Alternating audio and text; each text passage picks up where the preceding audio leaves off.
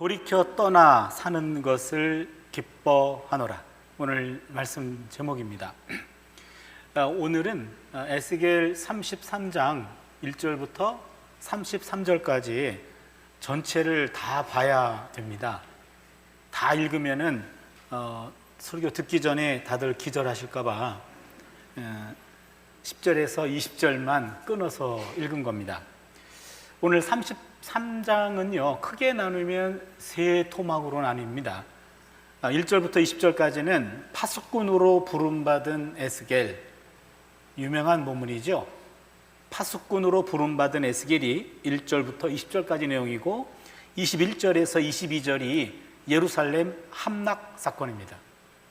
예루살렘 함락, 587년에 일어난 충격적인 사건입니다. 성전이 불에 타 없어졌습니다. 23절로 33절까지는 잘못된 확신에 대한 고발과 심판이에요. 나라가 망했음에도 불구하고 본국에 남아있는 사람도 정신을 못 차렸고, 바벨론 포로로 끌려온 사람들도 정신을 못 차렸어요. 그들에게 에스겔이 준 말씀입니다. 에스겔서는 크게 네 구분됩니다. 1장부터 24장까지는 유다와 예루살렘에 대한 심판의 메시지입니다. 철저히 심판만 선포합니다. 그리고 두 번째 25장부터 32장까지는 열방에 대한 심판입니다. 주변에 있는 7 나라들에 대한 심판의 메시지를 던집니다. 그리고 세 번째가 33장부터 39장까지 이것은 유다와 예루살렘에 대한 구원의 말씀이 나옵니다. 그리고 마지막 40장부터 48장까지는 새로운 성전에 대한 환상이 나오고 있습니다. 그러면 오늘 본문은 에스겔 33장이죠. 요 33장 본문은 심판의 말씀에서 구원의 말씀으로 넘어가는 첫 장입니다. 그러기에 에스겔의 메시지는 주전 587년에 예루살렘 2차 침공 때 예루살렘 성전이 파괴되고 나서 심판 예언에서 구원 예언으로 메시지가 바뀝니다. 이제 우리가 이번이 9월, 10월, 11월, 12월 요 4개월 동안 4번 에스겔을 만날 수 있는데, 요 후반부는 다 구원과 위로와 회복의 메시지입니다. 에스겔 3장 16절부터 21절까지 에스겔은 파수꾼으로 임명이 됩니다. 그런데 오늘 본문의 33장 1절로 20절에서 다시 한번 파수꾼으로 임명됩니다. 그렇기 때문에 에스겔 33장 1절에서 20절을 제2의 소명이라고도 얘기합니다. 3장에서 파수꾼으로 소명을 받았는데 33장에서 다시 한번 파수꾼으로 재임명이 됩니다. 그래서 제2의 소명이다 그리 말합니다. 33장 1절로 20절까지가 파수꾼으로 부름받은 에스겔에 관한 내용인데요, 먼저 그 앞에 1절 9절은 파수꾼의 경고에 대해서 얘기해 주고 있습니다. 오늘 본문을 안 읽었기 때문에 제가 빨리 읽고 간략하게 설명하는 것이 오늘 본문을 이해하는 데 도움이 될 것 같습니다. 제가 조금 빠른 속도로 읽을 테니까 여러분 성경을 좀 봐주십시오. 야훼의 말씀이 내게 임하여 이르시되, 인자야 너는 내 민족에게 말하여 이르라. 가령 내가 칼을 한 땅에 임하게 한다 하자.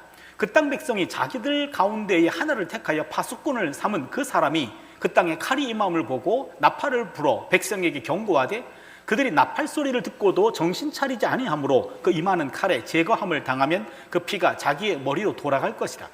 그가 경고를 받았던들 자기 생명을 보존하였을 것이나 나팔 소리를 듣고도 경고를 받지 아니하였으니 그 피가 자기에게로 돌아가리라. 그러나 칼이 임함을 파수꾼이 보고도 나팔을 불지 아니하여 백성에게 경고하지 아니하므로 그 중에 한 사람이 그 임하는 칼에 제거당하면 그는 자기 죄악으로 말미암아 제거되려니와 그 죄는 내가 파수꾼의 손에서 찾으리라. 인자야 내가 너를 이스라엘 족속의 파수꾼으로 삼음이 이와 같으니라. 그런즉 너는 내 입의 말을 듣고 나를 대신하여 그들에게 경고할지어다.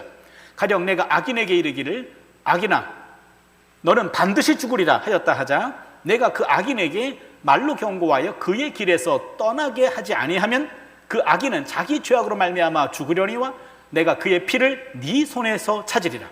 그러나 너는 악인에게 경고하여 돌이켜 그의 길에서 떠나라고 하되 그가 돌이켜 그의 길에서 떠나지 아니하면 그는 자기의 죄악으로 말미암아 죽으려니와 너는 내 생명을 보존하리라.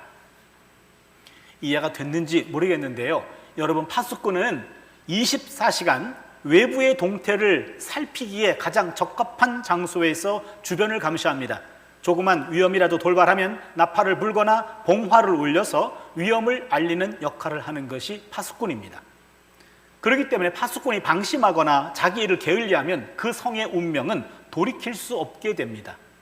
오늘 본문은 간단히 얘기하면 파수꾼이 있는데 경고를 했어요.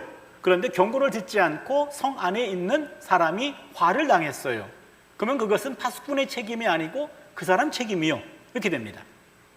그런데 파수꾼이 경고를 하지 않았어요. 그래서 성에 있는 사람이 화를 당했어요. 그러면 그 사람도 그의 죄로 인해서 벌을 받은 거지만 파수꾼인 너도 경고하지 않았기 때문에 너에도 책임을 묻겠다. 이 얘기가 오늘 1절에서 9절까지 내용입니다. 여기 7절을 보면 에스겔은 이스라엘 족속의 파수꾼으로 세움을 받습니다. 파수꾼은 하나님의 말씀을 듣고 하나님을 대신해서 백성에게 경고하는 자입니다. 파수꾼은 경고하는 자입니다. 파수꾼은 청중이 듣든지 아니 듣든지 이에 연연하지 않고 경고의 임무를 묵묵히 수행하면 됩니다. 그들이 듣고 안 듣고는 파수꾼의 책임이 아니에요. 파수꾼의 책임은 경고했냐 안 했냐 이겁니다.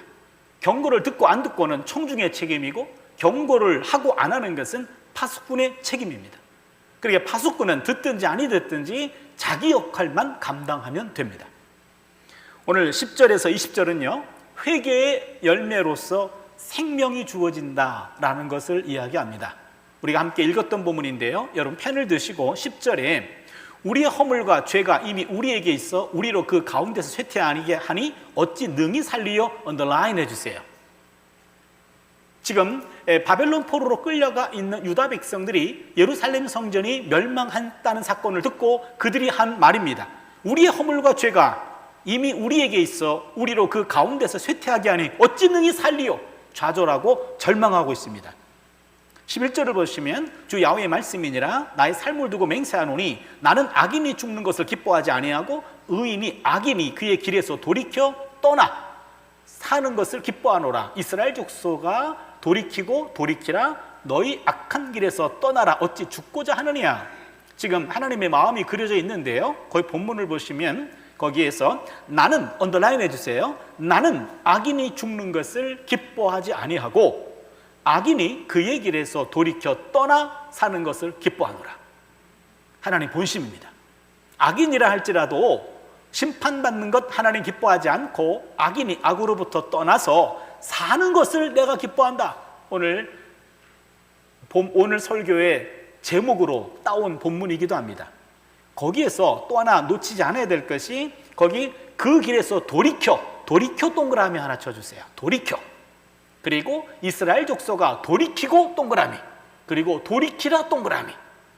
이게 돌이키다 이게 슉 회개하다라는 말이 3번이나 반복되고 있습니다. 그리고 14절을 보면은요, 가령 내가 악인에게 말하기를 너는 죽으리라 하였다 하자 그가 돌이켜 자기의 죄에서 떠나서 정의와 공의, 언더라인 해주세요. 정의와 공의. 16절을 보시면 정의와 공의를 행하였으면 언더라인 해주세요.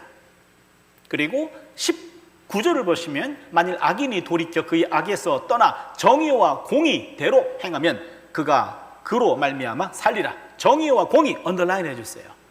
그러면은 정의와 공의라는 말이 3번 나옵니다. 14절에 첫 번째, 16절에 두 번째, 19절에 세 번째입니다. 정의와 공의가 있으면 살고 정의와 공의를 행하지 않으면 죽는다. 요 말이 이 오늘 10절로 여기 20절까지가 말하는 포인트입니다. 쉽게 얘기하면 의인이라도 현재 범죄하면 과거의 공의가 소용이 없습니다. 결국 구원을 받지 못합니다. 악인이 과거에 아무리 악을 행했다 할지라도 현재 죄에서 돌이켜서 정의와 공의를 행하면 소망이 있다라는 것을 얘기합니다. 굉장히 중요한 대목입니다. 중요한 것은 지금 정의와 공의의 삶을 사느냐 살지 않느냐 이거에 따라서 미래가 죽음이냐 생명이냐 이것이 갈라진다라고 하는 말씀입니다. 10절에 보면은 아까 우리가 읽었던 우리가 어찌 능히 살겠느냐라고 하는 말이 나오는데, 이것은 바벨론 포로로 끌려가 있던 사람들이 본국에 예루살렘 성전이 완전히 파괴됐고 유다 나라가 완전히 망했습니다. 그 소식을 듣자 그들은 이제는 이런 탄식을 하고 있는 겁니다. 그들은 10년 전에 597년에 1차 포로로 바벨론에 끌려갔어요. 끌려갔지만 그러나 그 10년 동안 바벨론 포로로 있으면서도 그래도 예루살렘 성전은 건재하지 않아. 그거 성전은 망한다고 했어. 우리는 성전이 망하지 않으면 희망은 있어. 그 꿈을 키우고 있었는데 10년 만에 예루살렘 성전이 망했어요. 불에 탔습니다. 나라가 망했습니다. 이제는 돌아갈 본국이 없어졌습니다. 그들은 좌절하고 절망하고 집단적 패닉 상태에 이르게 된 겁니다. 그러자 11절에서 하나님은 악인을 향한 당신의 속마음을 털어놓으신 것, 그게 아까 우리가 읽었던 그 얘기입니다. 나는 악인이 죽는 것을 기뻐하지 아니하고 악인이 그의 길에서 돌이켜 떠나 사는 것을 기뻐하노라. 이스라엘 족속아 돌이키고 돌이키라. 너희 악한 길에서 떠나라. 어찌 죽고자 하느냐. 하나님의 진정 원하시는 것은 악인이라 할지라도 기회를 주는 겁니다. 악인이라 할지라도 죽는 것 하나님 기뻐하지 아니하시고 제발 좀 회개해. 회개하라니까. 회개하면 안 되겠니? 이런 식으로 3번에 걸쳐서 그들의 회개를 원하시고 촉구하시고 그들을 살리려고 하는 것, 하나님의 본심입니다. 하나님은 악인이 죽기를 바라서 심판과 환난을 불러온 것이 아니고 죄를 회개하도록 깨우치려고 재앙을 일으키신 겁니다. 하나님은 악인의 회개를 간절히 원하십니다. 12절과 13절에 보면은요, 이제껏 옳은 일을 했다고 해도 현재 악을 행하면 그 사람은 더 이상 의인이 아닙니다. 과거의 선행은 재앙에서 구해주는 쿠폰이 아닙니다. 과거의 선행을 현재의 심판의 면제권처럼 사용할 수는 없습니다. 아비의 죄가 자식에게 영향을 주지 않듯이 개인의 과거가 현재의 심판에 영향을 미치지 않습니다. 하나님은 현재의 행실에 따라서 심판하실 겁니다. 따라서 악인도 회개하면 희망이 있습니다. 오늘 본문부터 이 에스겔의 메시지가 바뀌어서 이제는 의인보다는 악인 쪽에 심판을 경험한 사람들에게 기회는 있다, 구원은 있다, 아직 좌절하지 말아라 라는 것을 말하기 시작하는 본문이 오늘 본문이에요. 14절부터 20절까지는요 악인의 살 길을 여기서 마련해 주고 있습니다. 그 본문이 중요한데요, 14절 15절을 제가 읽습니다. 가령 내가 악인에게 말하기를 너는 죽으리라 하였다 하자. 그가 돌이켜 자기의 죄에서 떠나서 정의와 공의를 행하여 저당물을 도로 주며 강탈한 물건을 돌려보내고 생명의 율례를 지켜 행하여 죄악을 범하지 아니하면 그가 반드시 살고 죽지 아니할지라. 여기 보시면 14절에서 그가 돌이켜 자기의 죄에서 떠나서 정의와 공의를 행하여, 이 말은요 그가 자기의 죄로부터 돌이켜서 정의와 공의를 행하여, 이렇게 번역하면 의미가 더 명확히 들어옵니다. 무슨 말씀이냐면 자기의 죄로부터 돌이켜서 회개입니다. 정의와 공의를 행하면 무슨 말입니까? 죄로부터 회개하는 것, 그거는 정의와 공의를 행하는 거예요. 이게 중요합니다. 죄로부터 회개한다라는 말은 단순히 그냥 입술로 고백하는 것이 아닙니다. 죄로부터 회개한다는 말은 일상에서 정의와 공의를 행하는 겁니다. 15절을 보니까 회개는 입술의 고백이 아니라 바로 일상의 삶에서 드러납니다. 어떤 삶입니까? 15절, 저당물을 도로 주며, 가난한 사람에게 뭘 빌려주고 저당물을 잡았으면 해 지기 전에 다시 돌려주게 되어 있습니다.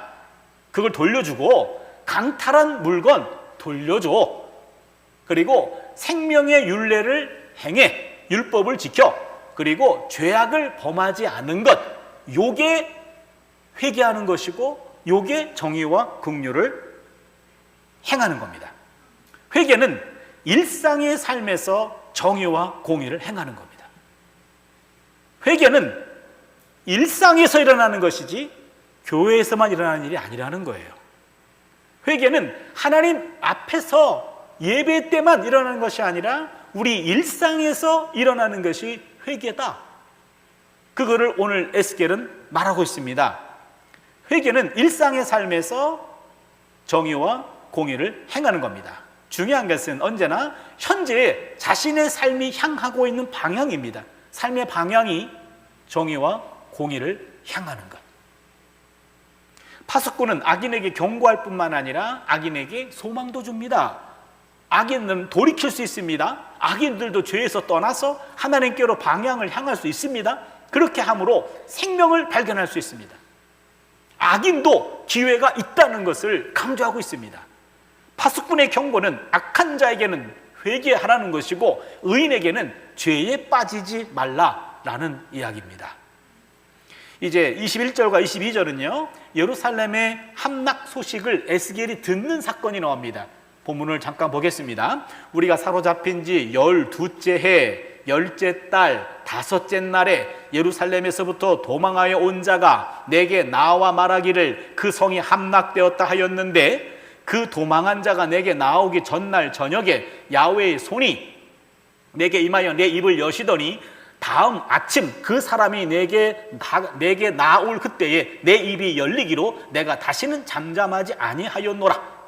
여기 21절은요 예루살렘 함락 소식을 전하여 줍니다. 여기 도망한 자라고 하는 것은 단순한 도망자가 아니고요 587년에 2차 침공 때 2차 포로로 끌려온 사람들이 바벨론에 도착하자마자 맨 먼저 에스겔을 찾아왔어요. 어떤 한 사람이. 그 사람이 587년에 예루살렘이 함락되었습니다 라고 그 소식을 말해준 겁니다. 여러분 예루살렘에서 바벨론 지역까지는요 걸어서 한 4개월 걸리는 거리입니다.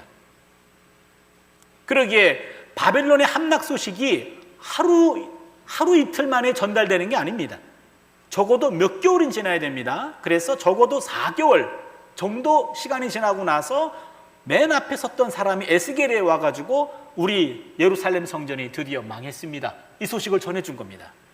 22절을 보니까 예루살렘 함락 소식이 포로지에까지 들려오자 그동안 닫혔던 에스겔의 입이 열립니다. 한동안 에스겔은 실업증을 겪고 있었습니다. 어떻게 아냐고요? 성경에 있어서 알아요. 에스겔 3장 26절을 보니까 내가 내 혀를 내 입천장에 붙게 하여 네가 말 못하는 자가 되어 그들을 꾸짖는 자가 되지 못하게 하리니 그들은 패역한 족속입니다. 에스겔이 24장에서 마지막으로 심판을 선포하고 난 다음에 이제 25장부터 32장까지는 이방 열방에 대한 심판 메시지라 그랬죠. 한 몇 년 동안에 실어증 때문에 말을 할 수가 없었던 그런 기간이 있었습니다. 그 기간이 지나고 나자 예루살렘이 함락됐다라는 소식을 듣자마자 입이 열렸습니다. 에스겔의 벙어리 상태가 끝났습니다. 여기는 두 가지 의미가 담겨 있습니다. 첫 번째는요, 예루살렘 성의 함락은 에스겔이 참 예언자임이 입증된 겁니다. 에스겔이 말을 잃기 전에 맨 마지막 했던 말은 예루살렘 성전 초토화될 것입니다. 이 예언이었어요. 지난 5년간 포로지에서 줄기차게 예언한 예루살렘 성전이 함락이 된 겁니다. 드디어 에스겔의 예언이 성취가 됐습니다. 두 번째는요, 에스겔의 입이 풀린 것은 예언자 사역이 새롭게 시작되었음을 암시해 줍니다. 다시 입이 열리면서 입이 닫히기 이전의 메시지는 심판 예언이었고 다시 입이 열리면서 그 입은 구원, 회복, 위로의 메시지로 바뀌게 됩니다. 이제 이스라엘의 골문 죄를 수술해서 나쁜 부분을 제거하는 시간은 이미 지났습니다. 이제는 상처를 꿰매고 싸매는 시간이 시작된 겁니다. 그게 오늘 33장의 메시지입니다. 이 사건은 에스겔 예언의 전환점이 되어줬습니다. 에스겔은 예루살렘의 몰락이 자신의 예언의 진정성을 증명해 주었기 때문입니다. 그래서 이때부터 에스겔은요, 상당한 인기를 얻게 되고 적지 않은 백성들이 에스겔의 말을 신뢰하기 시작합니다. 국가 멸망이 예언자의 사상을 변화시키고 발전시키는 계기가 되었습니다. 충격과 위기는 사상과 인생을 바꾸는 분기점이 됩니다. 우리는 지금 온 인류는, 온 지구인들은 이 코로나19로 인해서 엄청난 충격과 위기와 고통 속에 있죠. 이 안에서 뭔가 새로운 배움이 있어야 되고 새로운 전기를 마련하지 않으면 수많은 사람들의 생명이라는 수업료를 치르고 나서 우리 이 지구인들은 아무것도 배우지 못한다면 참으로 안타까운 그런 시기를 지나갈 것입니다. 배워야 됩니다. 이때부터 에스겔은 메시지가 완전 바뀌었어요. 이제는 심판 예언자가 아니라 구원 예언자로 완전히 바뀝니다. 그리고 나서 이제 23절로 33절을 봐주시면은요, 여기 이 부분에는 28절로 29절까지는요, 본국에 있는 남아있는 사람들, 그 사람들의 기만적인 자기 확신을 비판합니다. 본국에 남아있는 사람도 정신을 못 차렸고, 그리고 30절부터 33절까지는 바벨론 포로되어 있는 사람들도 정신을 못 차립니다. 요 두 부류에게 에스겔이 준 말씀이 오늘 23절, 29절입니다. 첫 번째 본문을 제가 읽겠습니다. 야훼의 말씀이 내게 임하여 이르되, 인자야, 이 이스라엘의 이 황폐한 땅에 거주하는 자들이 말하 이르기를, 아브라함은 오직 한 사람이라도 이 땅을 기업으로 얻었나니 우리가 많은즉 더욱 이 땅을 우리에게 기업으로 주신 것이 되느니라 하는도다.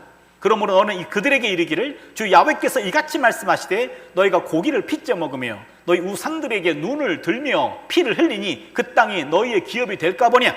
너희가 칼을 믿어 가증한 일을 행하며 각기 이웃의 아내를 더럽히니 그 땅이 너희 기업이 될까 보냐 하고, 너는 그들에게 이르기를, 주 야훼께서 이같이 말씀하시되, 내가 나의 삶을 두고 맹세하노니 황무지에 있는 자는 칼에 엎드려뜨리고 들에 있는 자는 들짐승에게 넘겨 먹히게 하고 산성과 굴에 있는 자는 전염병으로 죽게 하리라. 내가 그 땅이 황무지와 공포의 대상이 되게 하고 그 권능의 교만을 그치게 하려니 이스라엘의 산들이 황폐하여 지나갈 사람이 없으리라. 내가 그들이 행한 모든 가증한 일로 말미암아 그 땅을 황무지와 공포의 대상이 되게 하면 그때 내가 야훼인 줄을 그들이 알리라 하라. 여기 보시면요, 누구한테 한 이야기냐면 이스라엘의 이 황폐한 땅에 거주하는 자들이, 지금 유다 땅에 나라가 망했습니다. 성전은 불에 탔습니다. 그럼에도 불구하고 정신을 못 차리고 있어요. 그 사람들이 뭐라고 얘기하냐면, 아브라함은 오직 한 사람이라도 이 땅을 기업으로 얻었나니 우리 남아있는 사람들은 많잖아. 이 남은 땅들은 다 우리 거거든. 이렇게 된 겁니다. 여기에서 여러분 펜을 드시고 한번 좀 동그라미 해주세요. 거기 24절을 보시면 이 땅 동그라미 해주세요. 이 땅을 기업으로 얻었나니, 그리고 우리가 많은즉 더욱 이 땅 동그라미 해주세요. 그리고 25절을 보시면 그 땅이 너희의 기업이 될까 보냐, 그 땅 동그라미 해주세요. 그리고 26절을 보시면 그 땅이 너희의 기업이 될까 보냐, 그 땅 동그라미 해주세요. 28절을 보면 내가 그 땅 동그라미 해주세요. 29절을 보시면은 그 땅을 황무지, 그 땅 동그라미 해주세요. 그러면 이게 땅이 몇 번 나옵니까 지금? 24절에 이 땅 두 번, 25절에 그 땅 한 번, 26절에 그 땅 또 한 번, 28절 그 땅, 29절 그 땅 몇 번입니까? 6번 나옵니다. 지금 본국에 있는 사람들은 땅에 미쳤어요. 지금 나라가 망했어요. 성전이 파괴됐습니다. 상류층들은 끌려갔습니다. 그러자 땅이 남아있게 됐는데 이 땅 다 우리 거요 라고 하면서 땅 따먹게 하는데 혈안이 돼 있고, 이 사람들이 하는 말이 아브라함은 오직 한 사람이라도 이 땅을 기업으로 얻었는데 우리가 많기 때문에 이 모든 땅들은 다 우리 거요, 이렇게 얘기하고 있습니다. 아주 기만적인 자기 확신 속에 빠져 있는 건데요. 이게 무슨 말입니까? 이 당시 사람들이 할 만한 대중적인 속담이에요. 아브라함은 오직 한 사람이라도 이 땅을 기업으로 얻었나니 우리가 많은즉 더욱 이 땅을 우리에게 기업으로 주신 것이 되느니라. 유다 땅에 남아있는 사람들은 멸망을 불러들인 죄를 반성하거나 포로들에게 대한 측은지심을 품기보다는 우리가 왜 망했는가 반성하기보다는 포로로 끌려간 사람들은 얼마나 불쌍한가, 그들에 대한 아픈 마음보다는 남은 땅을 탐하고 있는 모습이 이 안에 기록되어 있습니다. 이 당시 유다 백성들의 죄악이 어느 정도였는지를 짐작하게 해주고도 남는 본문입니다. 이들은 전혀 예루살렘 멸망 이후에 변화된 모습을 보여주지 못합니다. 25절을 보니까 첫 번째, 고기를 핏째 먹지 말라는 율법도 어기고, 둘째, 우상을 숭배하고, 셋째, 칼을 믿고 가증한 일을 행하고, 넷째, 이웃의 아내를 더럽히는 일들을 일삼았습니다. 유다 땅에 남아있는 백성들 회개하지도 않았고 악에서 돌이키기를 기대했지만 그들은 오히려 교만했고 순종하지 않았고 오히려 기만적으로 이런 자기 확신 속에 사로잡혀서 땅을 차지하는 일에만 혈안이 되고 있었습니다. 정신 못 차리고 있죠. 마지막 본문입니다. 30절로 33절을 보니까 포로지에 있는 사람들 마찬가지예요.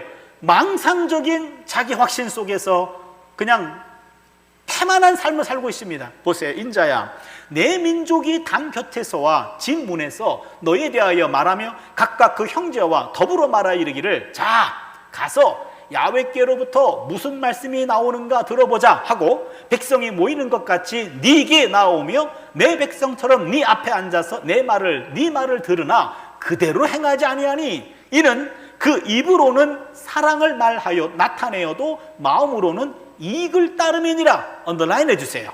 입으로는 사랑을 나타내어도 마음으로는 이익을 따름이니라. 거기 사랑이라고 하는 것은 열정을 가리킵니다. 열정. 입으로는 열정을 보여줍니다. 그렇지만 마음은 이익을 따르고 있어요. 좀 이따가 좀 설명드릴게요. 그들은 네가 고운 음성으로 사랑의 노래를 하며 음악을 잘하는 자같이 여겼나니 네 말을 듣고도 행하지 아니하거니와 그 말이 응하리니 응할 때에는 그들이 한 선지자가 자기 가운데 있었음을 알리라. 이 마지막 단락은 포로지의 유다인들의 망상적인 자기 확신을 얘기해주고 있어요. 이때요, 에스겔은 바벨론 포로지에서 유명 인사가 됐습니다. 왜? 지나간 5년 동안 유다와 예루살렘은 망합니다, 성전도 불에 탑니다, 이렇게 예언했는데 그게 딱 맞아떨어졌잖아요. 그러자 에스겔은 유명한 이제 인사가 됐어요. 그래서 많은 사람들이 야, 오늘은 에스겔에게 무슨 말씀이 임했대? 라고 하면서 에스겔 주변을 맴돌면서 에스겔을 통해 하나님이 주신 음성에 대해서 그들이 화제거리가 된 겁니다. 그런데 에스겔의 말에는 관심을 보였지만 진정으로 그것을 귀담아 듣지는 않았던 거예요. 그냥 유익거리로, 오락거리입니다. 유다 포로들은 예언자의 말을 건성으로 듣습니다. 선택적으로 듣습니다. 자기가 좋아하는 말만 듣습니다. 에스겔이 심판을 예언했을 때도 안 들었어요. 오늘 본문은 에스겔이 구원을 예언하는데도 역시 건성으로 듣습니다. 그들은 이 32절을 보니까 네 앞에 앉아서 네 말을 들으나 그대로 행하지 아니하니 이는 그 입으로는 사랑을 나타내어도 마음으로는 이익을 따름이니라. 무슨 말입니까? 이 32절 본문을 보면 에스겔은요, 지금 쓸쓸하고 단조로운 포로 생활에서 가장 좋은 영거리고 오락거리가 되었어요. 제일 가는 연예인이 된 겁니다. 오늘은 또 에스겔이 뭐라고 얘기했대? 에스겔이 어떤 구원과 위로를 얘기했어. 뭐 그런 일이 있으려고, 이런 식으로 그냥 사람들에게 입에서 입으로 그냥 유명한 인사가 돼버리고 말았지, 하나의 연예인이 돼버렸지 그들을 말을 진지하게 듣지 않았다는 말씀입니다. 그들은 에스겔이 하는 위로의 메시지와 희망의 메시지와 구원의 메시지에 대해서 마치 가수나 악기 연주자나 대중 연예인이 되는 것처럼 그를 여겼고 진정한 회개나 생명의 율법을 지키는 데는 열의는 없었습니다. 에스겔의 위로와 그리고 회복의 메시지를 달콤한 노래처럼만 그냥 들었던 겁니다. 당시 유다 포로들은 집단적 망상에 사로잡혀서 자기 이익이 우선이었습니다. 이에 따라서 하나님의 말씀 가운데 자기 입맛에 맞는 것만 받아들입니다. 자신의 이익에 따라서 하나님을 이용합니다. 하나님의 말씀을 자기 기분대로 취사 선택합니다. 자기의 이익에 합한 하나님만을 받아들이고 즐깁니다. 부담스러운 하나님을 제거합니다. 자기 귀에 단 것만 받아들입니다. 자신이 변형시킨 하나님을 믿는 거예요. 이는 성경이 말하는 야훼 하나님을 믿는 것이 아니고 자기가 만든 우상을 믿는 겁니다. 포로들의 에스겔은 파수꾼 예언자로 시작해서 연예인 예언자로 변질됐어요. 설교자는 청중을 즐겁게 하려고 부름받은 것이 아닙니다. 청중에게 하나님을 선포하도록 책임진 자입니다. 성숙한 성도들은 설교를 통해서 위로만 받고 스트레스를 풀려고 하지 않습니다. 때로는 거룩한 부담도 감수할 줄 압니다.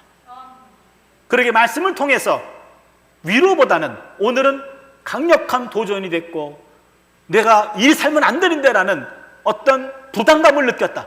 그거를 부담이나 그것을 부정적으로 생각하지 마시고 거룩한 부담을 감수하면서 내 삶을 조금씩 하나님의 말씀을 위해서 내 것들 내려놓고 내가 희생하고 내가 힘들어지는 일을 택하는 것, 이게 성숙한 성도들입니다.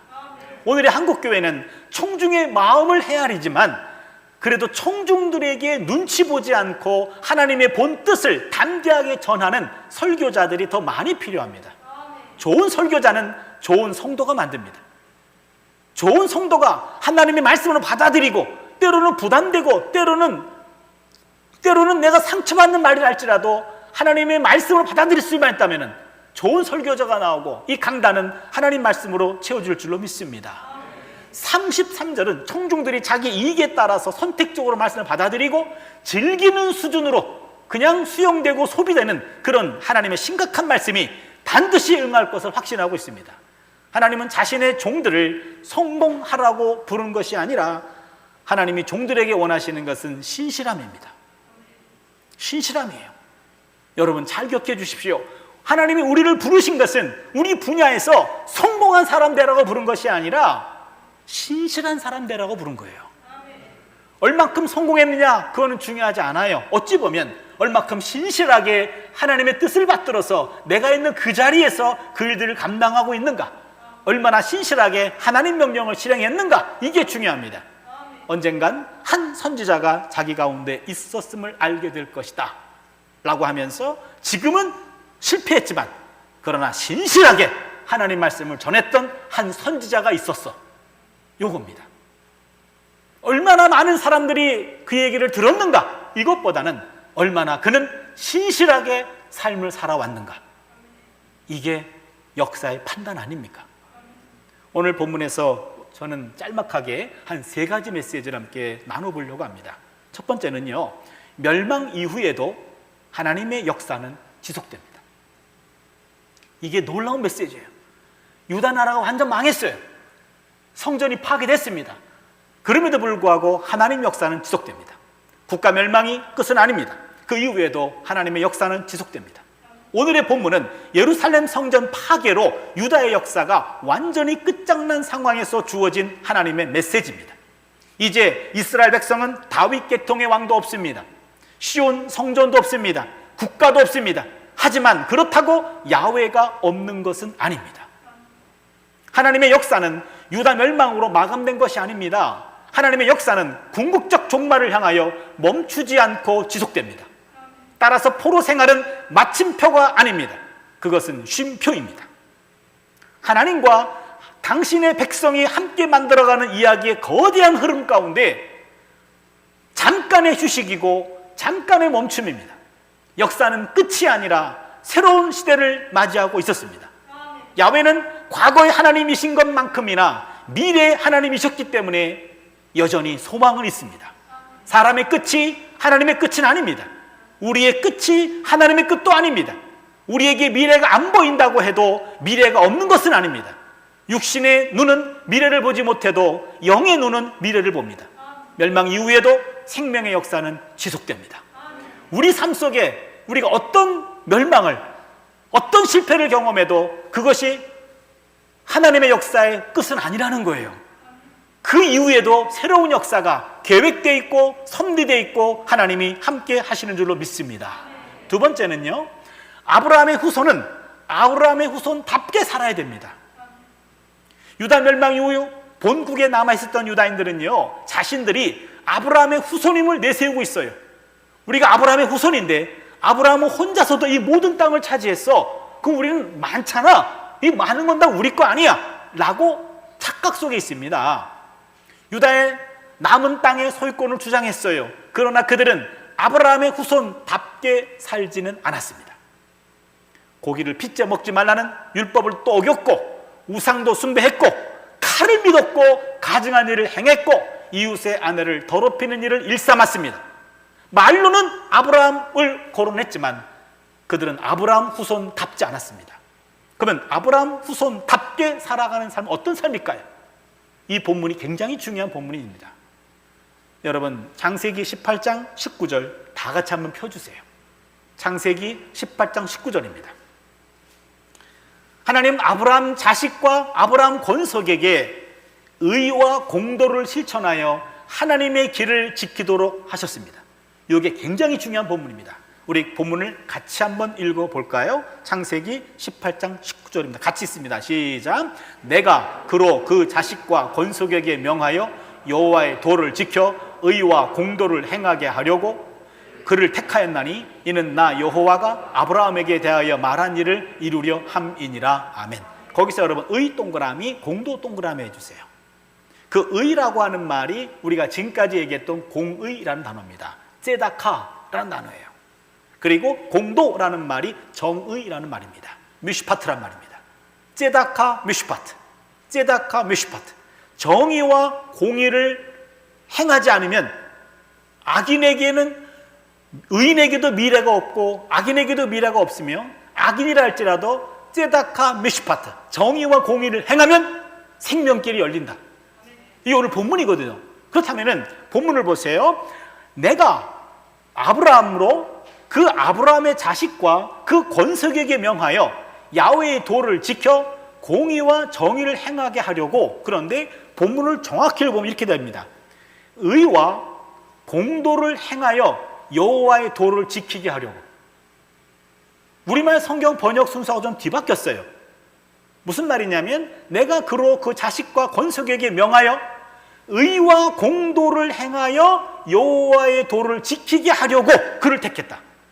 무슨 말입니까? 하나님이 아브라함을 부른 이유는 아브라함의 후손들로 하여금 공의와 정의를 행해서 야훼의 도를 지키고 하나님의 길을 지키고 그로 말미암아 그를 택하였나니 이는 나 야훼가 아브라함에게 대하여 말한 일을 이루려 함이라. 하나님이 아브라함에게 대하여 말한 일, 창세기 12장 3절에 보면은 열방에게 축복의 통로가 되게 하셨습니다. 그렇다면 창세기 18장 19절이 구약 성경에서 가장 핵심에 해당하는 본문일 수도 있습니다. 아브라함의 후손이라고 한다면 하나님 아브라함을 부르신 이유는 열방에게 복을 주기 위해서 축복의 통로로 부르셨는데 축복의 통로가 되는 길은 다른 것이 아닙니다. 정의와 공의를 행함으로 하나님의 도를 지켜 행하는 것, 이것이 아브라함의 후손이 가져야 할 길입니다. 그걸 통해서 축복의 통로가 되는 거죠. 그런데 본국에 남아있는 사람들은 정의와 공의를 실천하지도 않으면서 자신들의 숫자가 많다고 땅의 소유권을 당당히 주장한 겁니다. 에스겔은 수의 많고 적음이 중요하지 않고 정의와 공의가 기준임을 깨워주고 있습니다. 에스겔은 악인들도 자신들의 죄로부터 회개하고 정의와 공의를 행하면 살 수 있다는 약속을 합니다.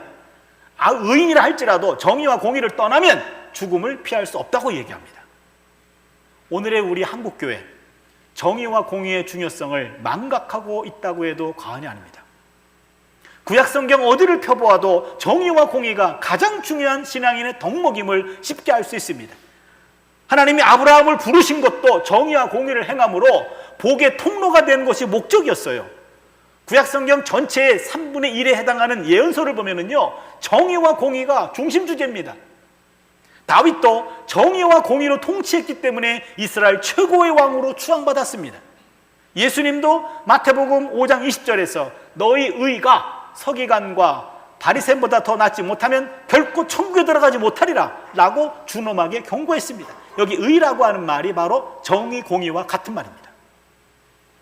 한국교회가 정의와 공의를 망각하고 외면하자 사회가 교회를 외면하는 것은 아닌지 모르겠습니다.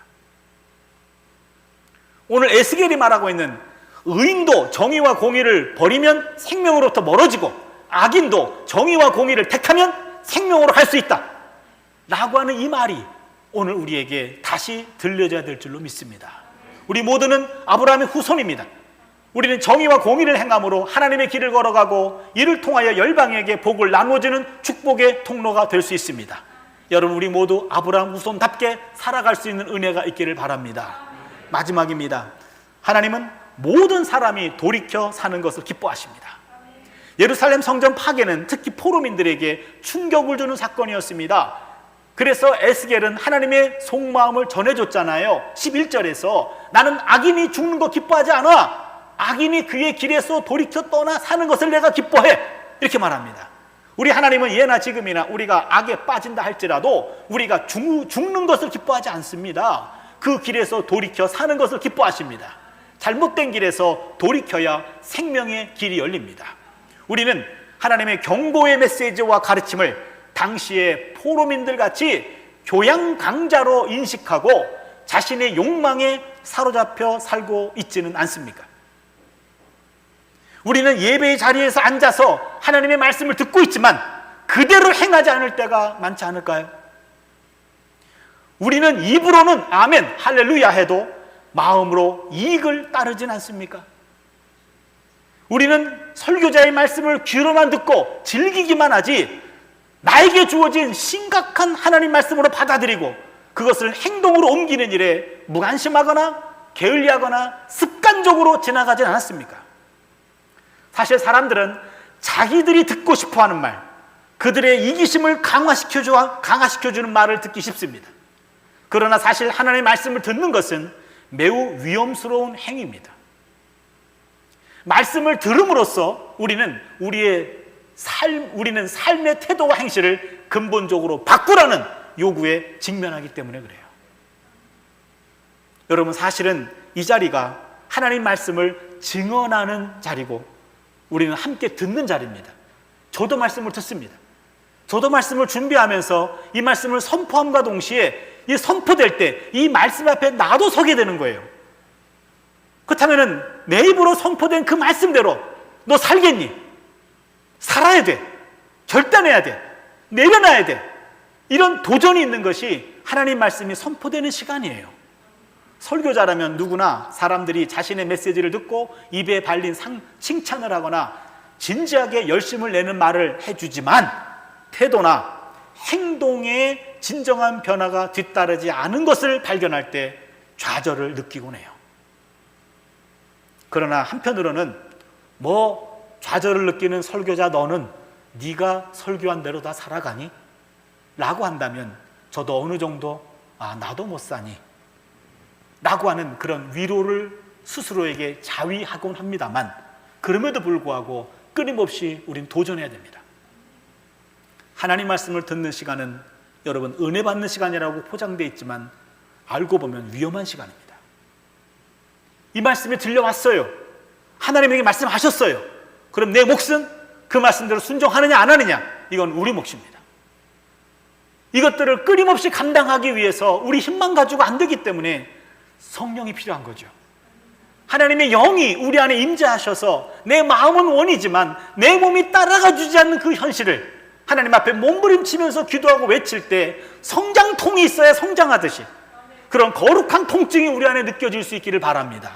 이런 거룩한 통증이 있어야, 거룩한 부담이 있어야 하나님 말씀을 들을 때마다 한 가지라도 조금씩 하나님 나라 백성으로 우리가 체질이 변하고 우리 가치관이 변하고 삶이 변하는 역사가 일어날 줄로 믿습니다. 에스겔의 이 메시지가 오늘 우리에게 다시금 들려져서 다시 한번 결단하는 복된 시간 될 수 있기를 주님의 이름으로 축원합니다. 기도합니다. 하나님, 예루살렘 성전의 멸망은 충격적인 사건이었습니다. 그 충격적인 사건을 통하여 예레미야가, 에스겔도 심판 예언자에서 구원 예언자로 바뀌게 됩니다. 그러나 그의 심판 예언도 구원 예언도 심판받은 백성들에게 온전히 들려지지 않았고 오히려 유익거리가 되었고 오락거리가 되었습니다. 마치 오늘 우리도 하나님의 말씀을 내 이익에 따라, 내 마음의 이익에 따라 취사선택하며 내 가치관과 내 생각대로 하나님을 왜곡시키지는 않는지, 하나님 말씀이 들려지는 이 시간이 참으로 위중한 시간인데 하나님 우리의 마음의 문을 활짝 열게 하여 주시고 하나님 앞에 두렵고 떨리는 마음으로 말씀을 받아들이게 하여 주시옵소서. 아멘. 하나님의 마음은 우리가 돌이켜 사는 것이 하나님을 기쁘게 하는 겁니다. 하나님 이 순간 결단하며 돌이키게 하여 주시고 하나님 마음을 기쁘게 하는 삶이 되게 하여 주시옵소서. 예수님의 이름으로 기도드리옵나이다. 아멘.